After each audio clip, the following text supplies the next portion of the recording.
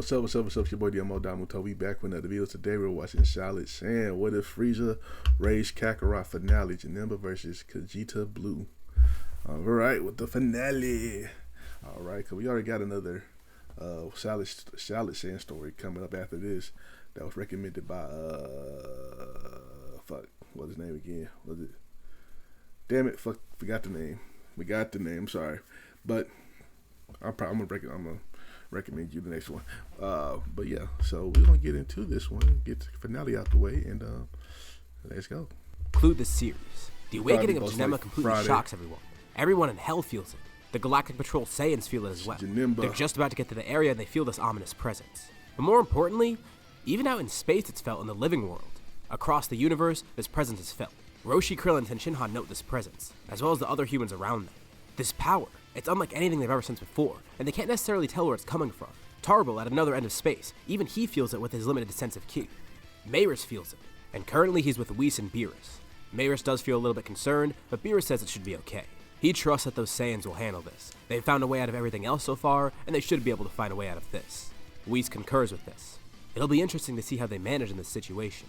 Immediately, the Saiyan army only has one option. They go and attack Janemba.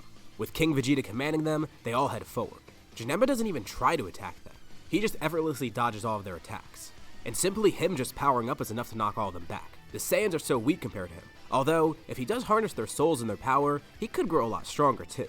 He lifts a single finger up, and all the Saiyans brace themselves. They know this is a losing battle. Janemba charges an attack, and right as he's about to launch it, it's suddenly blocked.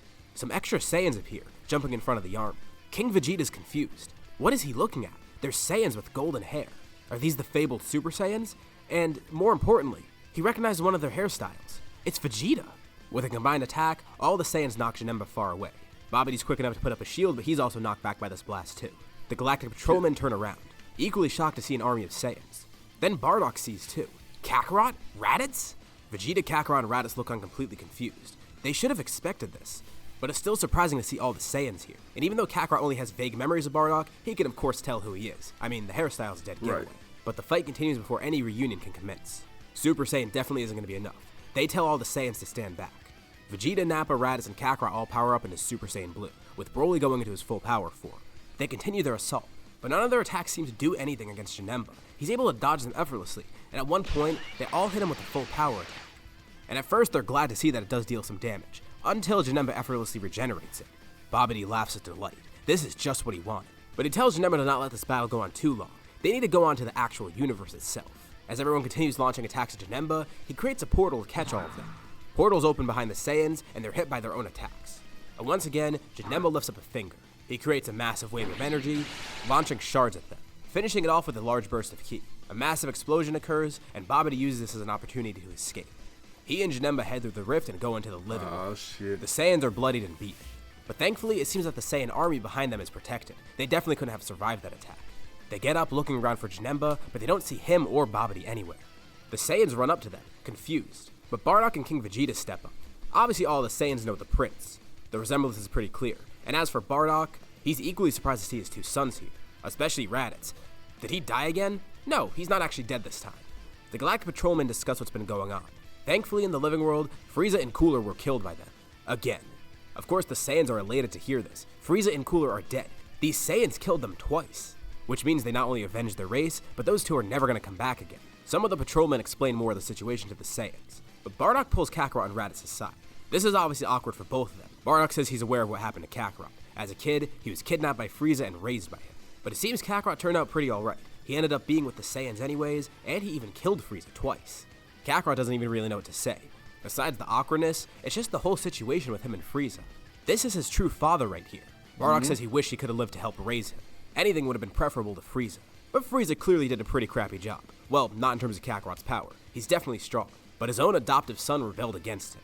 He acknowledges that this isn't Kakarot's fault. And he's proud of his two kids. He's mainly just glad that he got to see Kakarot again, even if it's under these circumstances. Got another son, at least the two of them aren't dead. He already had his reunion with Raditz, though. Okay. But the two of them still have work to do. Whatever that thing was that was just created, they can stop that. Kakarot says he's not so sure. Even with all their combined power, it still wasn't enough. They're gonna need some special trump card. But he has no idea of what to do. He's faced tough battles before. He even tells Bardock about the Tuffles and how they created Baby. There's so many familiar faces in Hell. Bojack and his crew, Baby, The group sees so many of their past enemies. And also that guy over there, Broly, he was a pretty big deal. Even Lord Beerus. Tuffles, Beerus, and even though Bardock isn't familiar with Broly, King Vegeta definitely is. And he makes it a note to avoid Broly during this whole thing. Yeah. But Bardock's surprised to hear all this. These Saiyans even train with Beerus. They have godly powers now, and they're part of the Galactic Patrol. He tells them they just gotta do what they do best. If they've made it through all that crazy stuff before, they can make it through this, no matter how powerful Janemba is. And remember the stakes here. Not only is the living world at risk, but everything else. There won't be an afterlife. Even if they died, there's not gonna be anything afterwards. Janemba and Babidi will destroy it all. Who knows what they're gonna be up to now? But they definitely need some time to recover, and a way to formulate a strategy. There's more people in Hell as well. They see some of the Frieza force. Kakarot even sees Zarbon and Dodoria. He's surprised they weren't with Frieza when he came back. And they say Frieza pretty much abandoned everyone here. That's interesting. So why did he work with Cooler of all people? They don't know too much about it, but they explain what they do know about this whole thing. And by going around and discussing with more people in Hell, the Saiyans actually do get some valuable info, filling in any of the blanks that they had with their assumptions. Of course, the reunion with Zarbon, Dodoria, and Kakarot is weird as well. But honestly, they don't even care. They're fine down here as long as they're not going to die from Janemba. They should have never been loyal to Frieza anyways. He just dropped everyone. Even going around killing his own men just for Janemba. It's interesting to see that Kakarot's still alive though. They wonder if he'd actually be able to manage this, defeating Janemba. But they can't waste too much more time. They got to reunite with everyone down here, and they got the info they needed. They need to head back to the living world immediately. They head through the rift and see Mayra standing there. Once again, he creates an atmosphere for them to breathe in space. And also with a tap of his staff, he heals them. He says that he shouldn't be intervening too much, but considering the stakes, it's alright if he heals them. Plus, this is also a request of Lord Beerus, and he is a guest in his universe right now. But now they actually need to figure out a way to defeat Janemba. Mayra starts to brainstorm with them. And meanwhile, in another part of the universe, Janemba and Babidi are traveling around. This is amazing. He never expected Janemba to have this much power. Even if he did revive Majin Buu, it would have been nothing like this. Janemba's gotten so powerful, and it was a perfect plan. He was even able to get the souls of Frieza and Cooler, which helped to provide a bunch of power for Janemba. Janemba grows with the more destruction he causes, as well as the more people he kills and the souls he gathers. That's how Babidi built him. Babidi will have Janemba destroy the universe, and Janemba will go stronger and stronger as he does so. The whole while, he will be under Babidi's control. He seems very simple-minded. He doesn't even speak, and he's incredibly loyal to Babidi. He hasn't even shown any signs of disloyalty. Him killing King Cold was exactly what Babidi wanted. It was pretty funny that King Cold thought he was going to stick around for this. He just can't believe his plan is working. They start going around to different planets. King Cold and Janemba decides to have some fun too. Instead of just destroying them for out in space, he's going to go and personally slaughter everyone down there, going to different random planets around the universe. Even Babidi's a little scared of his power.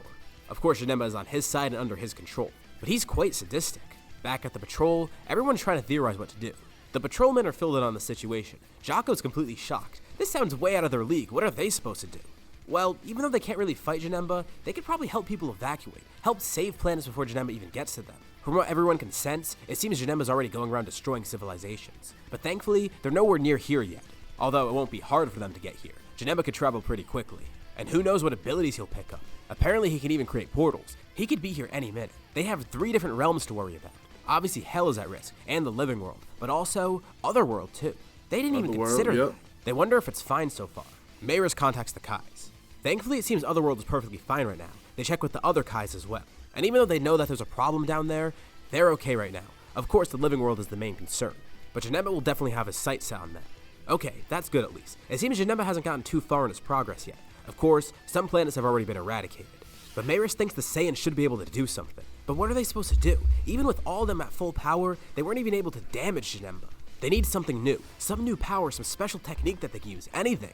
Especially because 5 of them could do nothing. If it was just 2 of them fighting before like it was against Baby, that would be one thing. But this is completely different. For the first time in a while, it actually seems like they're disadvantaged here. Heavily disadvantaged. They need some way to increase their combined power somehow. Combined power. Mayris is thinking, what ways could they increase that? Wait, he has the perfect idea. He tells them he knows a way to defeat Janemba. If this doesn't work, it'll be completely hopeless. But this should be okay. He tells Nappa, Raditz, and Broly that they should go head out and find Janemba right now. He wants Kakarot and Vegeta to stay back. But why them? Shouldn't they all go together? Mayris says to just trust him. The 2 of them place a hand on Mayris, and they're transported into Otherworld. This is crazy. Obviously, it's the exact opposite of Hell. But they look around and see everything is encased in these weird shells. Well, at least for the most part. Some of it seems to be okay. In front of them, they see the 4 Kais. North, south, east, and west. What happened to them? They've all gotten together to try and formulate a plan. And Mayris has a question for them. Are there any Metamorans nearby? Kakarot and Vegeta ask what's going on. and Maris explains he would go to the Kais for help right now, but they're preoccupied with all this. They can't be interrupted right now, and they're using their power to try and restore the rift, also trying to protect Otherworld. So for what he wants to do, he needs Vegeta and Kakarot to do it on their own. He tells them there's a way for people to fuse, combine their power together and become one person. Of course, it's temporary, but the boost in power is so incredible that it might just be enough. So why the two of them? Well, they needed people that were equal in power and equal in height.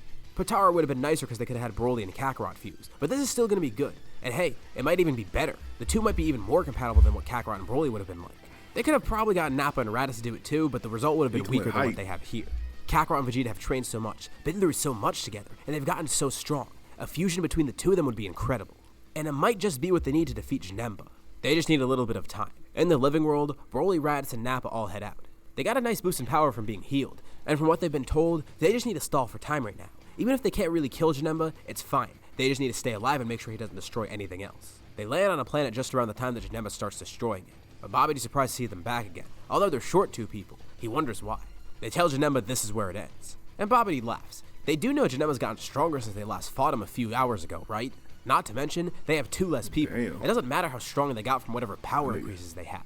They're not going to be able to defeat Janemba. They tell Babidi to stop acting so confident. This is where get off that nigga dick, Babidi. Babidi starts laughing even more. Fuck Janemba. This is so funny to him, but his cockiness gets the best of him. Amidst his laughter, he's too distracted to put up a barrier when Broly launches a massive attack at him, killing Babidi instantly. Okay, now this kind of creates an issue. Janemba has no one controlling him. He's free to do exactly what he wants. But even without Babidi, he's still going to be going around destroying stuff. He lets out a nefarious laugh, creating a sword in his hands as he launches towards them and attacks. In Otherworld, Kakarot and Vegeta are practicing something. They wish they knew before about this technique, especially whatever that Potara thing was. But even though that might have been more convenient, this is still fine. Vegeta thinks the dance is incredibly goofy, as does Kakarot, but since this is for the sake of the universe and their lives, they have no other choice. It does take a few attempts, and thankfully with Maris there, he makes it so that they don't have to wait 30 minutes if they fail the fusion. He tells them he really shouldn't be involved this much in their affairs, so don't expect this kind of help in the future. This is only because of the circumstances here. And this is pretty interesting to hear from him. Why, is there someone watching over him that prevents him from doing this stuff? Yeah, there's still a lot that these two don't know. They are aware of the multiverse by now, but they've never been out of Universe 7, and they don't know about any of the other angels, gods of destruction, the Grand Priest, or Zenon. But if Janemba gets powerful enough, this could be a multiversal level threat, which is exactly why they need to stop him before it gets bad. Back in the living world, the other 3 Saiyans are pretty badly beaten, but they still don't care. They're putting up a good fight, and Janemba's not able to kill them. Janemba's also having fun too, so it's not like he's trying to make this quick either. This is exactly what they needed. They need to stall for time. And with Broly there, it's pretty helpful. He's incredibly strong compared to Raditz and Nappa. He's the main offense and defense for the group, with Nappa and Raditz providing as much support as possible. And even though it's not much, after their boost in power, they are able to damage Janemba. Of course, he does regenerate from it, but this shows that they're strong now, and they just need to hit him with one big attack all at once. One that'll completely incinerate him and get rid of his body before he can regenerate. But Janemba powers up even further. He's had his fun by now, and he wants to get stronger. These 3 will be great for him. Of course, he doesn't say anything. He just babbles and laughs. But they can tell that he wants their power. He finishes powering up and puts his sword out in front of him. He lunges towards the group, surrounded by a bunch of shards of energy. The 3 of them power up, launching their own blast back at him. Janemba starts cutting right through the blast, and just as he's about to get to them and hit them, the blast explodes with power, getting even larger and flinging Janemba back, damaging him a good amount. Everyone's confused, and they see another person standing there. There's Maris who teleports away soon after, but also someone who looks familiar yet also not familiar. Vegeta? Kakarot? The man chuckles. That's right, he doesn't even have a name for himself. He proclaims one thing. He's the fusion of Vegeta and Kakarot. And although we may know him as Gogeta, in this scenario there is no Goku. So does that make him Kajita? I mean, I could go with Vegito, but that seems kind of unfair to Vegito. So we have Kajita, a fusion resulting in the fusion dance between Kakarot and Vegeta. He's only his base form right now, but his power surpasses even that of Kakarot and Vegeta in their blue forms. And he thinks it might be time to take it a step further. They gotta finish this quick after all. He tells everyone to stand back. He'll handle this. Janemba launches towards him, and Kajita effortlessly parries his attack, flipping up into the air, kicking Janemba into the ground. He jumps up into the sky. The planet is illuminated by a brilliant blue glow. He ascends into Super Saiyan Blue, launching back down. Janemba has no time to react. He tries to attack, but Kajita's too fast and too strong. Nothing's working. Everyone else just watches on amazement. Even on Beerus' planet, he, Whis, and Maris all watch on too. This is incredible. The fusion of 2 Super Saiyan Blues. This will definitely do the job. Kajita has one goal. He needs to kill Janemba and erase all of that evil energy. He sticks out his 2 hands to each side, and each of them, a rainbow orb appears. Surrounded by a bunch of electricity, he cups his hands together. The rainbow auras swirl together, rapidly speeding up and growing larger. Oh, Angered, shit. Janemba tries one last attack. Hey, He has his sword out, buddy. lunging towards Vegeta.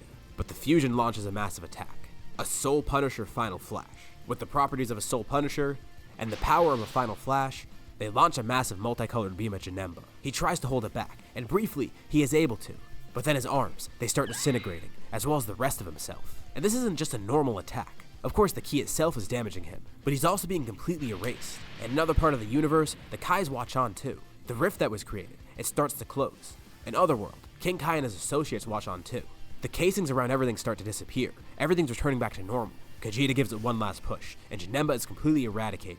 And with his death, everything turns back to how it should be. In Hell, the Saiyan army watches on. Bardock's at the front, looking up at where the rift once was. He chuckles and gives a slight smile. Mayris, Beerus, and Whis watch on too. Just as Whis and Beerus predicted, the Saiyans handle this, of course with a little bit of help from Mayris. To think that Frieza started all this, even from Hell, he was one of the key factors in starting this whole thing. But it's interesting, he also caused his own downfall. By raising Kakarot, he created this. This rebellion against him, this rebellion against Cooler, against Janemba, against everyone else. Who knows what would have happened if Kakarot went to his original destination? Vegeta diffuses. They won. The universe, no, the multiverse is saved. Universe 7 is repaired, restored back to normal. They turn over to their group, each with a thumbs up. The Galactic Patrol and the Saiyans are victorious. Kakarot reflects on this for a moment too. It's just like what Bardock was telling him. Frieza did a pretty crappy job of raising him. If things went differently, who knows? He might have been on Janemba's side. He could be in Hell. He could be completely erased. He could be at his original destination on Earth. But even though things didn't go ideally at first, everything's turned out pretty alright. And Kakarot still has higher heights. Still a good guy. Still a fucking good guy. We conclude this series. So, what did you guys think about the fire finale? Fire finale. Shout out to Salad Saiyan for this video, man. Fire finale, man. I appreciate your storytelling and everything, man. Make sure y'all like, comment, subscribe. Check out the last chapter down over here. Check out another story over here. Let me know what you want me to watch next. If it's Salad Saiyan, I got a Smug Stick and other creators that does this as well. Let me know down below, and I'll catch y'all next time. Peace.